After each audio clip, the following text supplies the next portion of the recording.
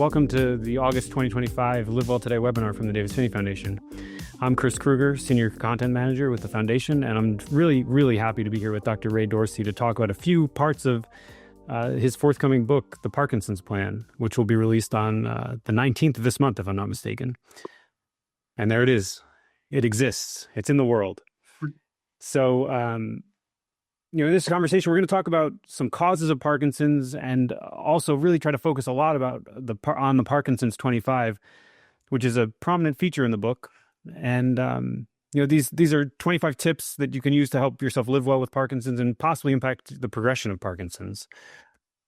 This webinar is part of our Live Well Today webinar series, and that series is sponsored by Amneal and MERS Therapeutics. We're really grateful to these partners for their support of this event and for their commitment to supporting the Parkinson's community overall and in general.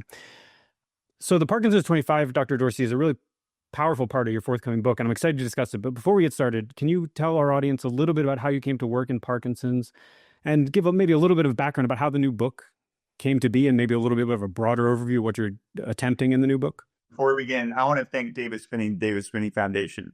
As almost everyone knows, Parkinson's sucks. It's really hard to have the disease, and it's really hard to have the disease and be the face of it.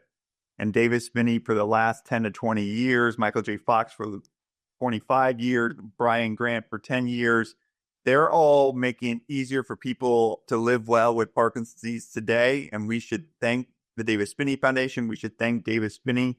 These are huge contributions to the Parkinson's community. So I'm a neurologist. Both my parents were psychiatrists. I rebelled and I became a neurologist. And I think I've always been oriented to caring for people, older Americans, older individuals. And Parkinson's disease is very clinically oriented. It's based on listening to people and observing.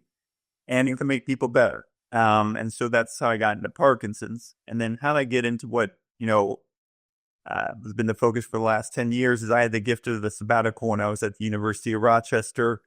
And I read the work of Dr. Caroline Tanner, who not only is a Parkinson's specialist like me, but got a PhD in epidemiology from the University of California, Berkeley. And for the past 40 years, Carly Tanner has been quietly, diligently, dutifully identifying what are the environmental causes of Parkinson's disease. So Parkinson's disease is primarily not due to genetics. So what's causing it? The answer lies not within us, but in our environment. And chemicals in our food, water, and air are fueling the rise of Parkinson's disease. These chemicals include certain pesticides, dry cleaning chemicals, including trichloroethylene, and outdoor air pollution. If we get rid of these chemicals, we get rid of Parkinson's disease.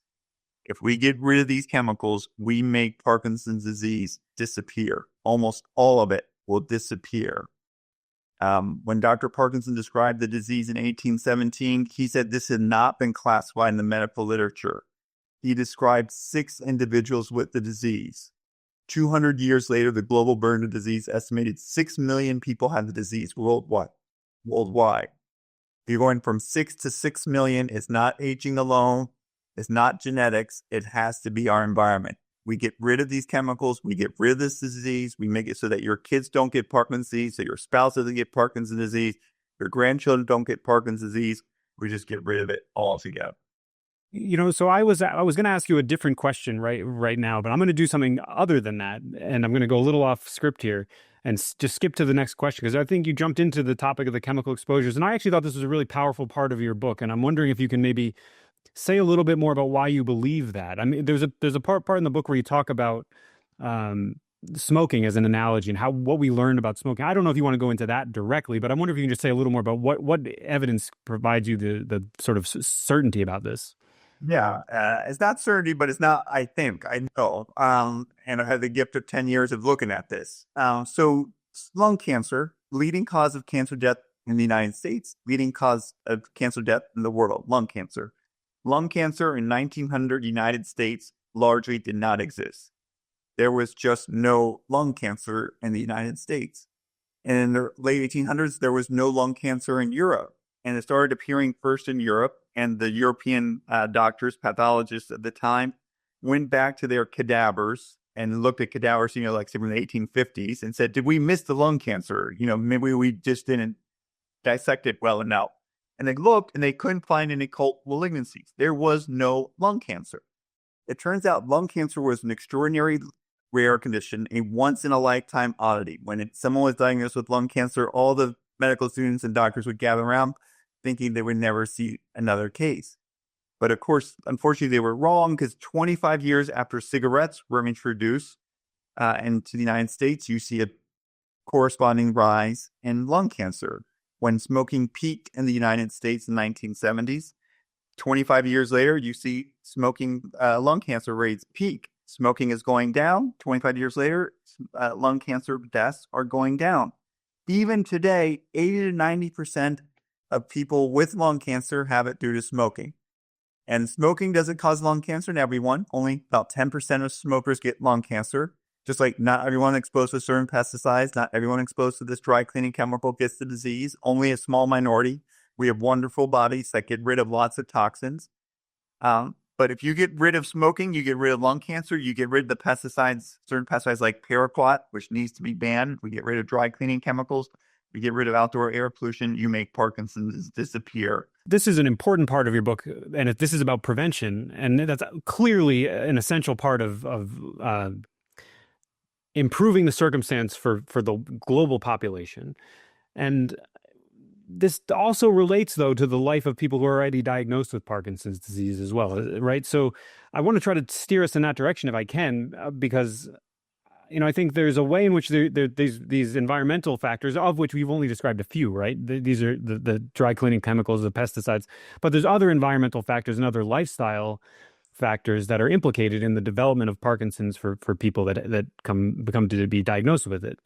And I'm wondering if you can, first of all, talk a little bit about those other environmental factors, but then get us into the conversation about what does this mean for those of us that are living with Parkinson's today? And then we can start talking about the Parkinson's 25 and the tips you have for how we can navigate this world as it is and come to live well with Parkinson's.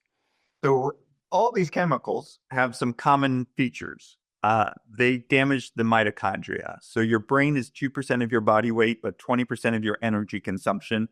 And that energy consumption, your brain's like hyperactive, is 75% of that comes from nerve cells or neurons. And so if you look at a nerve cell, and if you look at the cells that produce dopamine, they are filled with mitochondria. One of my colleagues said there was a garbage bag filled with jelly beans, and those jelly beans are mitochondria. So paraquat, trichloroethylene, these pesticides that are linked to it all damage the energy-producing parts of cells.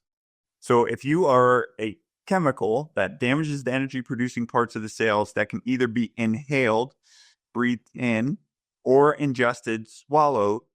And especially if you're fat soluble, you dissolve in fat, your brain is covered in fat, you have the mixture, the right features of a toxin that's likely linked, that could be linked to Parkinson's disease. And there are turns about other ones, PCBs and stuff. So chapter 1 of our book is what are the chemicals in our food that are contributing to Parkinson's. Chapter 2, what are chemicals in our water contributing? Chapter 3, what are the chemicals in our indoor air? We have indoor air pollutants that are causing Parkinson's. And chapter 4, what's in our outdoor air.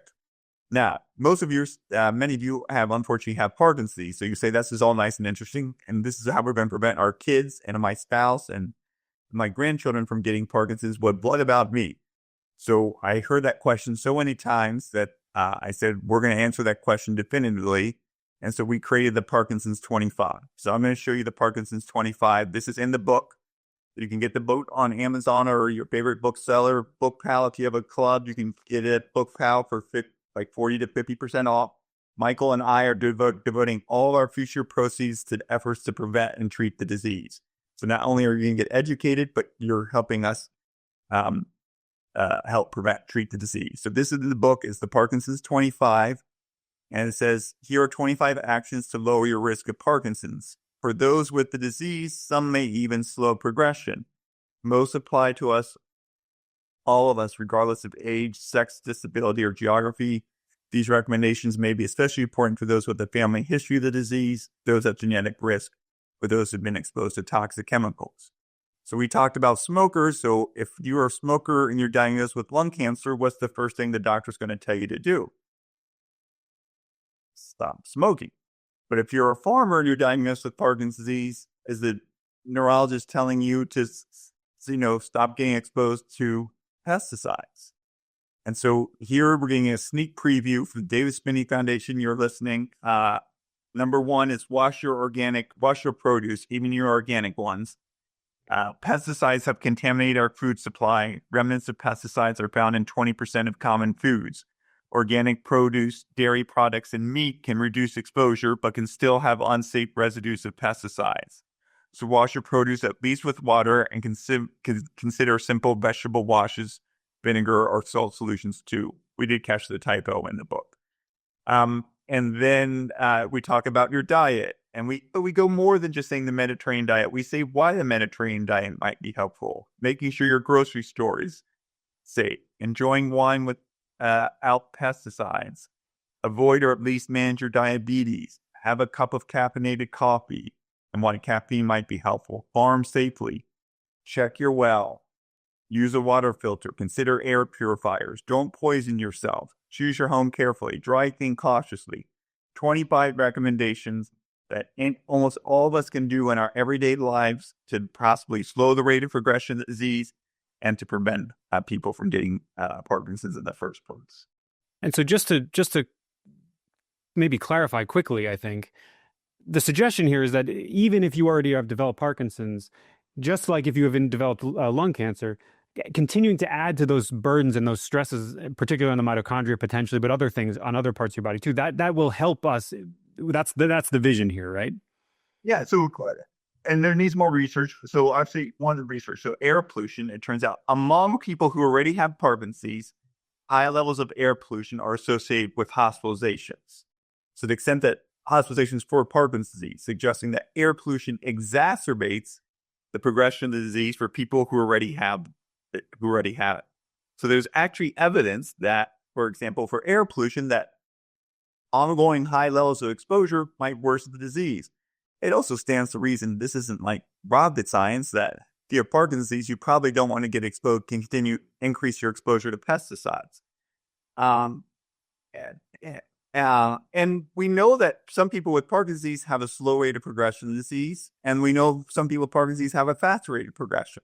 And we don't know exactly why, but I think one of the explanations, not the only, explanation may be that people who have a slower rate of the disease are no longer getting exposed to toxins. They got exposed in the past and are getting exposed no longer, versus those with a fast rate of progression, for example, might still be drinking well water that still has pesticides in it, and might be explaining why some people have a faster rate of disease. So I want to ask a question from the webinar chat here from Dennis, who asks, how far back could these chemicals be thought to be causative in terms of Parkinson's? Do we have a set on it? Yeah. Can I read you a little bit? I'd love it. Yeah, sure. So this is, I think, chapter 2. Toxic water. The benefit of the doubt should go to the people, not the chemical. On May 12, 2006, Phoenix Suns power forward Brian Graham played 2 minutes in an NBA playoff game against the Los Angeles Clippers. He did not have a point, a rebound, or an assist. However, in the last game of his NBA career, the 34-year-old power forward made history. He played an entire basketball season with Parkinson's disease. He just didn't know it. While he was not diagnosed for the condition for another 2 years, Brian had first noticed the symptoms of a disease a season earlier while with the Los Angeles Lakers. There, the 6'9", 250-pound player was puzzled that he could no longer jump off his left leg like he once could. Sometimes the leg gave out. The next season, his left hand started shaking. After his career, profound depression and periods of anxiety, all common early features of Parkinson's, followed. He says that, quote, it was like falling off a cliff.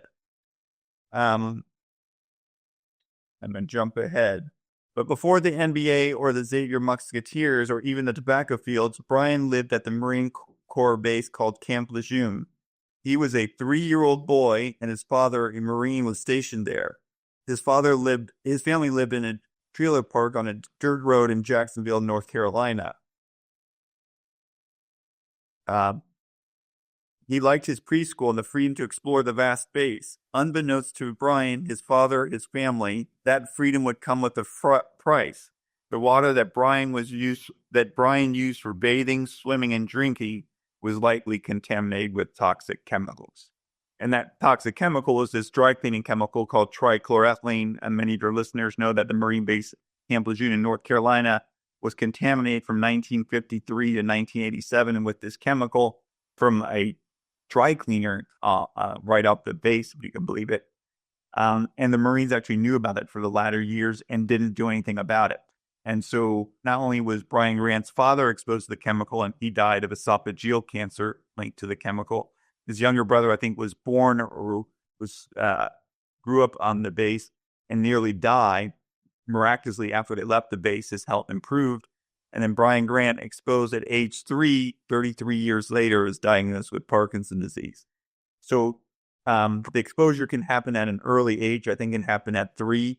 Dr. Caroline Tanner and Sam Goldman did a study looking at the Marines who served at Camp Lejeune, and they found that Marines who served at Camp Lejeune had a 70% increased risk of developing Parkinson's compared to Marines at Camp Pendleton, which was less polluting California.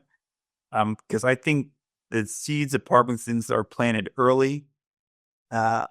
Children, and not surprisingly, are smaller, are more susceptible to the toxic effects of the drug, of the chemicals.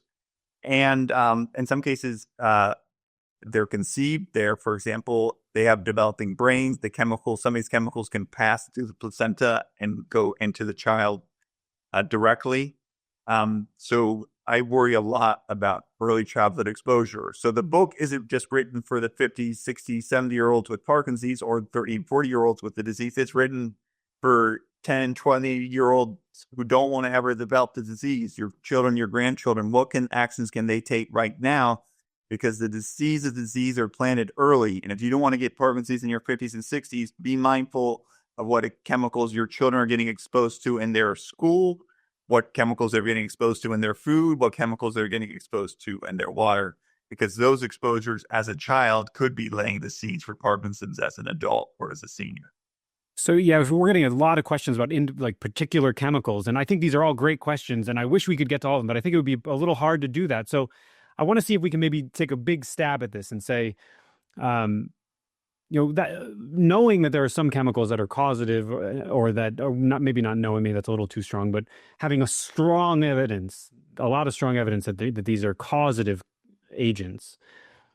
We know we can avoid them, but that's not the comprehensive list, right? We want to be careful in general. We may not know all the exposures. Is that fair to say?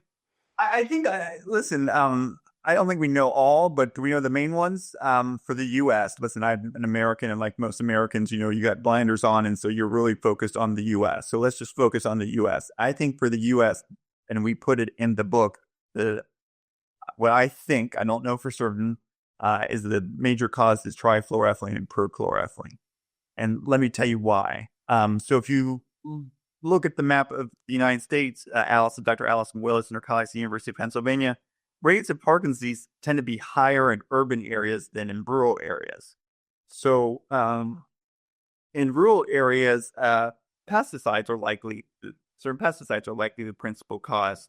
But in urban areas, I think it's trichloroethylene. So this is what we wrote in the book. In the past 2 chapters, we've seen how 2 simple chemicals, which are inhaled and ingested, have likely contributed to Parkinson's at military bases, in countless communities, office towers, dry cleaners, city apartments, work sites, and even hospitals. In a small twin study done by Dr. Tanner and her colleagues, the chemicals are associated with a 500% increased risk of disease. In the Camp Lejeune study, the increased risk was 70%. Trichloroethylene mimics the biological effects of the most common genetic causes of disease. So some of your listeners know LRRK2 mutations are the most common genetic cause of Parkinson's. They increase a protein called LRRK2. This chemical mimics that action and increases the activity of LRRK2 kinase. The chemicals damage the energy-producing parts of cells that we know are impaired in Parkinson's. In animal studies, TCE, trichloroethylene, leads to loss of dopamine-producing neurons in Parkinsonian features. The chemicals are ubiquitous, yet in the vast majority of cases, the individuals never know of their exposure. In the United States, TCE and perchloroethylene may be the most important causes of Parkinson's disease. Certain pesticides are likely the dominant factors in rural areas. but in more populous suburban and urban areas, TCE and PCE likely reign. And so I think we do know what the things are. Now, are there others? Some people have been studies on microplastics. There are studies on chemicals used in the electronics industry called PCBs. Are there others? Undoubtedly. But I think the biggest ones are certain pesticides, trichloroethylene, perchloroethylene, perhaps related solvents, and outdoor air pollution. And I think that applies across most of the world. Now, heavy metals play a role in others, but I don't want people to get overwhelmed. I'm telling you, trying to solve for what's causing the majority of it. And if we address the majority, we'll get rid of the majority, then we'll go find out what we miss. So maybe we can talk about a couple little practical elements here in the context of what you're suggesting, namely that these chemicals are problematic, to put it mildly, and we don't want to continue to be exposed to them. So someone in the chat just asked, Steve just asked, should we not have our clothes dry cleaned? What do we do about dry cleaning our clothes? And for that matter, what do we do about washing our vegetables? Like you already mentioned diluting the, with vinegar, but can you talk about those two things for a moment again? Yeah. So number 13, proceed, dry clean cautiously. Dry clean clothes release dangerous chemicals like trichloroethylene, rarely used in dry cleaning in the United States, and perchloroethylene, still widely used in dry cleaning, into your car or home. To limit exposure, first consider minimizing first find a dry cleaner that does not use perchloroethylene, also called perc. Second, if you do use perchloroethylene, air out your clothes before taking them inside your home. Take off the plastic bag and let the clothes breathe so you don't have to breathe in the chemicals.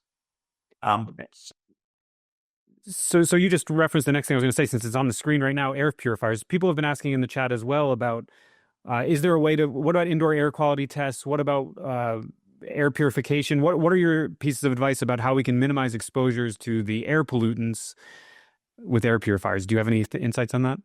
Yeah. So, and by the way, I try to do almost all of these. So, so consider air purifiers. Air purifiers are an easy and effective way to lower your risk of disease from indoor air pollution. Air purifiers do range in cost as low as $10 to as high as $1,000, require periodic cleaning and filter changes, and may need to be installed in multiple places, depending on the size of your home, school, or workplace. Be sure to use air purifiers with carbon filters designed to remove volatile organic chemicals like TCE. And so I recently moved to New York City from Rochester, New York, and one of my major concerns was outdoor air pollution because air quality in Rochester is better than it is in New York City. And so I have a simple little monitor that I have in my home that measures particulate matter, and it can also measure some of these volatile organic chemicals. And I have an air purifier in my living room and in our bedroom. And that's what I use. I even measured the air quality in my office here as well with, again, a simple measure that looks at particulate matters, PM. And these are little pieces of dirt and soot that can most we cough out and sneeze out, but some are so small they can actually penetrate the nerve for smell and go back into the smell center of our brain. And they can carry toxic metals like lead, iron, and platinum back to our brains. Some of these metals have been implicated in misfolding of the protein called alpha-synuclein. So again, there are things that we can do in our everyday lives to do it. Now, individual actions are not going to be sufficient, right? Because, the air we breathe on the streets and in our environment are dictated by decisions we make in our communities. So we can get rid of pesticides. We should stop spraying pesticides on our kids' schools and playgrounds. We can decrease the amount of pesticides we use on golf courses. These are very easable, cheap things. And then we need to take actions as a society to do it. In the book, we have the Parkinson's prevention pyramid. What can you do as an individual? What can you do in your community? And what can we do in our society to prevent Parkinson's? So can we talk about since that article came out recently about proximity to golf courses, maybe can you offer some comments about that study and see what do you make of that? Yeah, well, I was a small co-author on it, so I might be biased, but Dr. Brittany Krzyzanowski is a geographer at Barrow Neurological Institute in Phoenix, Arizona, and she worked with her colleague, Dr. Rodolfo Savica, a neurologist, epidemiologist at the Mayo Clinic in Rochester, Minnesota. And Rochester, Minnesota keeps really good details on the number of new diagnoses of Parkinson's disease. And so she used that data and mapped onto it the golf courses in Rochester, Minnesota. And she found that the number of new cases with Parkinson's was, if you live within a mile of a golf course, your risk of Parkinson's was 126% higher than if you lived farther away. 126% higher, and more than doubling of the risk of Parkinson's disease. And then she looked at water supplies for that area, and it seemed to correspond with water supplies tied near the golf courses, seemed to correlate with higher rates of Parkinson's. Personally, I don't know if it's water, so the hypothesis here is, the unstated part is that golf courses use lots of pesticides. I've seen one report that golf courses per acre use 80 times as much. I'm not sure if that's the exact number, but it's orders of magnitude more than farms do. And so I worry a lot about, in addition to pesticides getting water supply, I worry a lot about people breathing in these pesticides, simply on the golf course, and you are going to be breathing in these pesticides. And the book is all stories. It's hopefully very readable. It's not overly technical. There aren't fancy words in it. And if they're fancy words, we define them. And they just tell the stories. And one person in the story is Carl Robb. He grew up on the 13th hole, next to the 13th hole of a golf course in Charlotte, North Carolina. When he was a teenager, he worked on the sod squad, on the golf course. At age 17, his left leg starts to shake. His parents tell him to sit up straight. He's about our age, and he went to the library. He thought he had a brain tumor, but at age 23 was diagnosed with Parkinson's disease. And if you look, and I do, like when we do podcasts, you just hear all these stories. And the first patient I saw after the study came out, I asked, and I didn't even ask, but he volunteered that he grew up next on a golf course, not knowing anything about the study. So I think if we just look a little deeper, if we listen a little more carefully, if we ask a little more probing questions, I think you can find out what causes it. And I see, like, a little bit on the chat, you're hopefully following better than I am, but, people who worked on railroads, which by using trichloroethylene to degrease rail cars, wheels, or engines, or the like. So it's there, it's hidden, it's not obvious necessarily, but once you see it, you have a really hard time unseeing it. So you're right. There's so much going on in the chat, and I want to try to make sure we get to as many of these topics as possible, but there's quite a lot going on. So I'm sorry if we don't get to it all in this hour, but I want to try to talk a little bit, or ask you to talk really, because I don't have insight into this like you do, about air. Some people have asked about wildfire smoke, and maybe we can just go there for now. Is that a factor we should be concerned about? Yeah, I mean, let's use something on golfers. So I'm unaware of anything on golfers. There are 3 studies that link green space workers, so landscapers, people who work on golf courses, people who might be using pesticides, to an increased risk of Parkinson's. There's one study that links green space workers to an increased risk of ALS. So I think these chemicals don't just play a role in Parkinson's, they play a role in other neurological disorders. And there's one study that showed that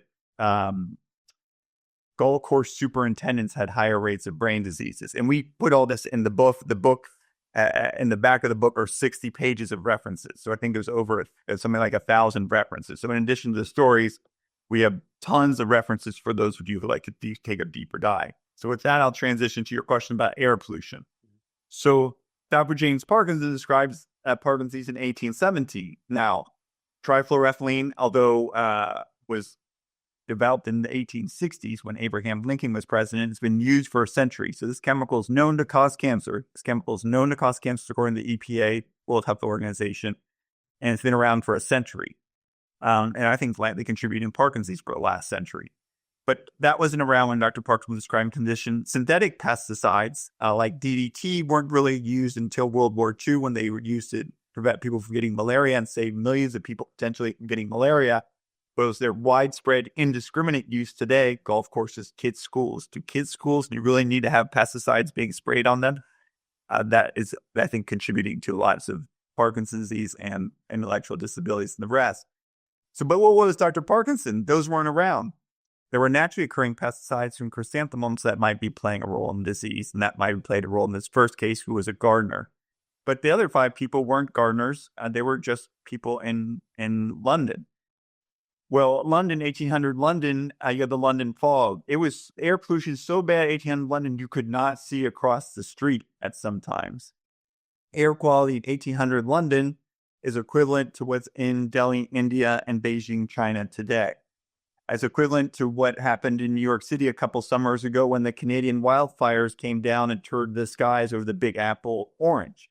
So that was everyday 1800 London. So I think Dr. Parkinson's is describing the effects of chronic exposure to high levels of air pollution contributing to Parkinson's disease. And since that time, there's 500 studies in the last 5 years around air pollution and Parkinson's disease, many including a research done for Dr. Brignini Grzanowski, same one who linked proximity golf courses to Parkinson's, has linked higher levels of air pollution in the United States, higher levels of air pollution map nicely onto higher levels of Parkinson's disease. So is there anything we can do when we're out, if we live in a place with high air pollution, what do we do? Yeah, so I think a lot about where I live. And so I think people should be thinking a little bit more about where they live. And, some of your people have a little more choices in terms of like where they retire. And if I had Parkinson's, I would give a lot of thought to that. Now, if you can't move and you're in the thing, what to do? So an air purifier in your kitchen and in your home, in your bedroom, for example, in places that you spend the most amount of time is really important to do. If you live near a freeway, regulation says you shouldn't live within 500 meters of a freeway, but we talk about people in Los Angeles who live not just near one freeway, but near 2. You should close your windows. I mean, there's a reason the cars in LA have that thin film always around them. If you rent a car in LA and you're like, look, there's always a thin film. I mean, that's air pollution. And some of that is making its way into our brains. If you're driving in traffic, you should roll up your windows. There's a button on your dashboard to recirculate the air within your car so you're not bringing in air. If you're driving through the Lincoln Tunnel, you do not want to be bringing in the air from the Lincoln Tunnel into your car. So roll up your window, recirculate and circulate your air. I think you or someone asked about masks. It turned out that air pollution in Los Angeles, when Ronald Reagan was governor, was so bad that people wore masks, not because of worry about infectious diseases or COVID, which wasn't around, but because of the toxic effects of air pollution. Ronald Reagan, when he was governor, said that we should eliminate all unnecessary driving. And actually, when Ronald Reagan was governor, he introduced legislation to clean air and an air quality board in California. And air quality today in Los Angeles is 50 to 90% better than it was when Ronald Reagan was governor. So masks can be like really helpful. When the skies over the Big Apple turned orange, the skies over Rochester, New York, where I used to live, weren't so good either. And so I like to bicycle, and so I actually wore a mask. I don't think it's crazy to do that on really polluted days and then staying inside. But as you can see, we don't want to live our lives in a bubble. So we have to make societal decisions, community decisions to make sure our air is clean for all of us. So thanks for taking a crack at the air, what we can do about air pollution. I'm wondering if you have any other advice about, people have been asking about diet, and I want to go there if we can. Organic. You seem to say that organic produce isn't a solution. Oh, the part of the solution. It's not sufficient. So the Environmental Working Group and many of the Dirty Dozen, the Clean 15 or whatever it is, this great group led by Ken Cook, and they measured the residues of pesticides, and residues of pesticides on organic produce are lower than on conventional produce. By the way, there's nothing conventional about using pesticides. 99% of human history, 0.9%, we didn't use pesticides and we were fine. And oh, by the way, more people are dying from too much food than too little food in the United States. We still need a lot of people don't have enough food, so I don't want to discount that. But the idea that we need pesticides to feed the world may not be true. Or the amount of pesticides that we do use, or the toxic pesticides that we're using. There are safer alternatives. But the pesticides get concentrated as they go up the food chain. So in our first book, I don't know if it's in the second book, we talked about a pesticide called heptachlor. It belongs to the same family as DDT. and it was banned in the United States. But the Pineapple Growers Association of Hawaii, I think in the 1970s, I could be wrong on the time, petitioned to use heptachlor because they were concerned about some pests potentially damaging the pineapple crop. So they used heptachlor on their pineapples. The pineapple survived. And then it turned out that they fed the green leafy part of that pest of the pineapple to cows. And heptachlor dissolves in fat.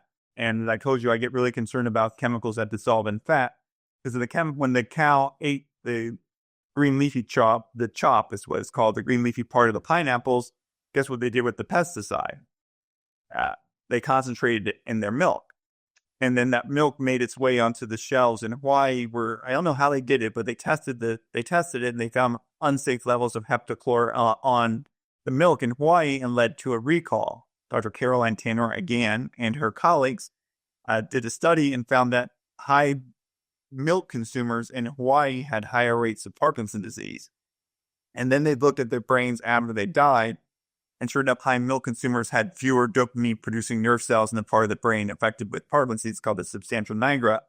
And they found the residue of the pesticide heptachlor in the brains of individuals with Parkinson's disease who drank high amounts of milk in Hawaii. So I get really concerned about pesticides making their way in the food chain. And someone asked about the Mediterranean diet. So I think the Mediterranean diet might be beneficial. There might be multiple reasons why it's beneficial, but I think it might be beneficial because it's high in fruits and vegetables and low in animal products. And therefore, you're probably getting less exposure to pesticides as they get concentrated up the food chain. So that's what I think. Can I tell you another story? Yeah, please. So this was, I didn't even, if I had known about this beforehand, I would have made it into the book. But I was reading this great book, Solvable, by an MIT professor. I can't remember her name, but it's a good book. And it talks about how we got rid of DDT and the successes that we had. You know, we got rid of CFCs and the ozone layer repaired itself. We got rid of DDT and fewer people are getting the toxic effects of DDT, for example, in terms of causing cancer. We've cleaned up air quality because we installed stricter regulations on cars. We've done lots of things addressing and suggesting that these problems are solvable. That's the general premise of the book. So it turned out that DDT was, after World War II, was used indiscriminately. So some elm tree was having some problem, I think, with insects. So they widely sprayed DDT. This is at what's now Michigan State University. And they saw the population of robins, the birds, decrease. And it turned out that some robins were presenting with tremors. I've never seen a robin tremor, but evidently robins were having tremors and then they would die. And then, it turned out, what were the robins eating? Well, the robins eat worms. And worms like to eat leaves. And so the worms were eating leaves that have been sprayed with DDT, and worms have a lot of fat. And instead of concentrating in their milk, they were concentrating in their fat. And so the robins were then eating the worms, which had concentrated the DDT, and then they were developing, for all we knew, Parkinson's disease before dying. So the same thing plays out in nature with worms and robins developing tremors. Robins developing tremors before they die. And the same thing, I think, might be playing the role with us and humans. And we get you another example in the book. So that's interesting in part as a follow-up to what you suggested about the connection that you see as at least potential between eating more meat products and there's kind of an analog there. And if people know, there are people who know more about this than I do, I am sure. So just email me, info@pdplan.org. I'll put it in the chat again. And if there are stories, questions that we're not answering, you can just go email me at info@pdplan.org. And I read all the emails that come in. I try to respond to most. So I think you were just pointing at something that's come up in the chat a couple of times, and this is a little bit of a complicated and maybe even potentially divisive question. So I'm sorry to spring it on you, but I'm sure you're not going to be surprised when I ask it also. You're talking about a lot of things that require a kind of community action to really address. You know, we can wear masks, and these things will help, but at some level, there's decisions that are being made at a bigger level. So what do you recommend? What can we do as a community or what do you see as the actions that are necessary to really make a difference in these problems that you've talked about during this last hour? In 2021, the EPA banned chlorpyrifos, widely used on golf courses, found in one study, over half of apples in the United States had residues of pesticide called chlorpyrifos, and in the lab leads to the loss of dopamine-producing nerve cells and been linked to Parkinson's. In 2024, the EPA banned trichloroethylene and perchloroethylene. A freeze was put on that ban. My understanding is that freeze is largely going to be unfrozen, and that will be put into place that over the next 10 years, the amount of new TCE and PCE produced in the environment should decrease. I think in 1970, we had 500 million pounds of TCE, 2 pounds per person. It was found in typewriter correction fluid. It was used to decaffeinate coffee. It was used as an anesthetic for pregnant women. If this ban goes into place, we're going to decrease production. We'll still need to clean up the contaminated sites, but that's done. In 2024, President Biden signed the National Plan to End Parkinson's Act, which requires the federal government for the first time to come up with a federal and national plan to prevent, treat, and cure Parkinson's disease. We need to ban paraquat. Over 50 countries, including China, have banned paraquat. Paraquat's so toxic it's used to commit homicide and suicide. Dr. Caroline Tanner, more than a decade ago, showed that farmers who use paraquat have a 150% increased risk of Parkinson's disease.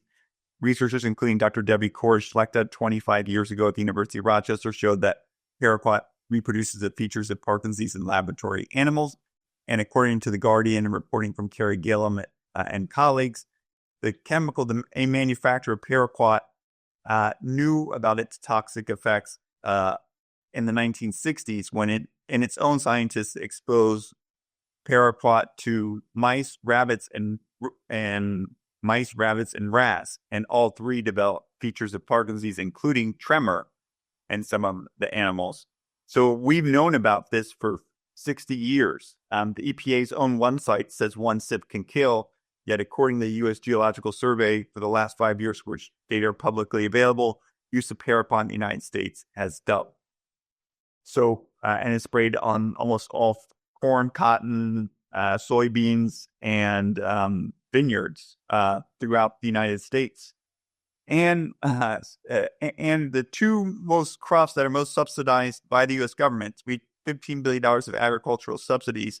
The two crops that are subsidized the most are corn and soybeans. The two crops that are sprayed the most with paraquat are corn and soybeans. If we end the subsidies, we can end the use of paraquat, we can ban paraquat, we can prevent the seeds of Parkinson's disease be planted for future generations.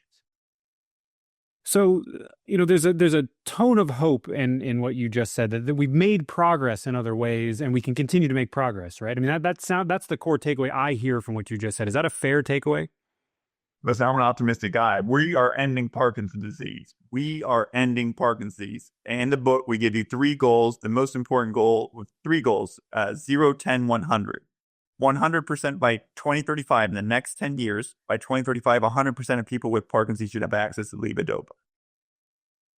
For HIV, the UNAIDS in 2013 made goals 90, 90, 90. Suggesting 90% of people with HIV should have access to effective antiretroviral therapy. If we can get 90% of people access to expensive, complex, sometimes unsafe medications, we can certainly give 100% of people with Parkinson's access to a safe, inexpensive pill that's highly effective for Parkinson's disease. Second goal, by 2035, in the next 10 years, 10x increase in funding for Parkinson's disease. So NIH spends about $250 million in 2024 on Parkinson's research. HIV, which affects about 1.2 million Americans, same number, gets over $3 billion. We've seen what research funding can do for HIV. It's taken a death sentence and made it treatable and preventable.